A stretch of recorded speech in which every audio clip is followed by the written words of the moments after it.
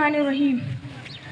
ہماری درسگاہوں میں جو ہے استاد ہوتے ہیں، ہماری درسگاہوں میں جو ہے استاد ہوتے ہیں، حقیقت میں یہی تو قوم کی بنیاد ہوتے ہیں۔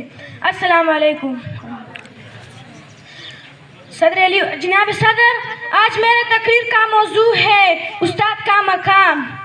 آج جب مجھے یہ موضوع ملا تو میں سوچ میں پڑ گیا کہ میں تو اس موضوع کے ساتھ انصاف نہ کر پاؤں گا۔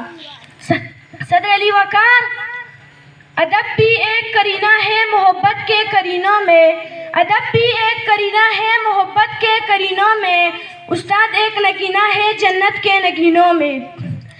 جناب صدر، طلباء اور استاد کے آپس میں ایک ایسا رشتہ ہے جس کی مثال اس دنیا میں کوئی نہیں۔ اس رشتے کا اندازہ آپ اس بات سے لگا سکتے ہیں کہ استاد وہ ہے جو بنجر زمین کو کیلا بنا دے، استاد وہ ہے جو پتھر کو تراش کر ہیرا بنا دے، استاد وہ ہے جو کسان بھی ہے، جو ہمارے وطن بھی ہے، الارض استاد واجب الاحترام بھی ہے۔ جناب صدر، امام غزالی نے بھی استاد کے بارے میں یہی فرمایا کہ میرے حقیقی باپ جس نے مجھے آسمان سے زمین پر لا دیا، لیکن میرے روحانی باپ جس نے مجھے زمین سے آسمان پر پہنچا دیا۔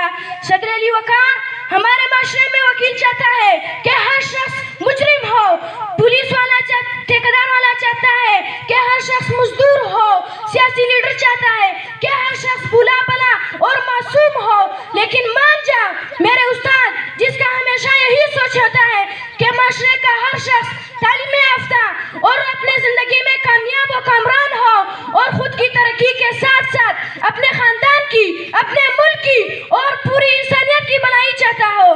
میں اپنی تقریر کا اختتام اس نشہ پر کرنا چاہتا ہوں۔ عقل بھی خدا دیتا ہے، رتبہ بھی خدا دیتا ہے، عقل بھی خدا دیتا ہے، رتبہ بھی خدا دیتا ہے، استاد وہ سمندر ہے جو دونوں کو پڑھا دیتا ہے۔ بس ماشاءاللہ، جزاک اللہ۔ یہ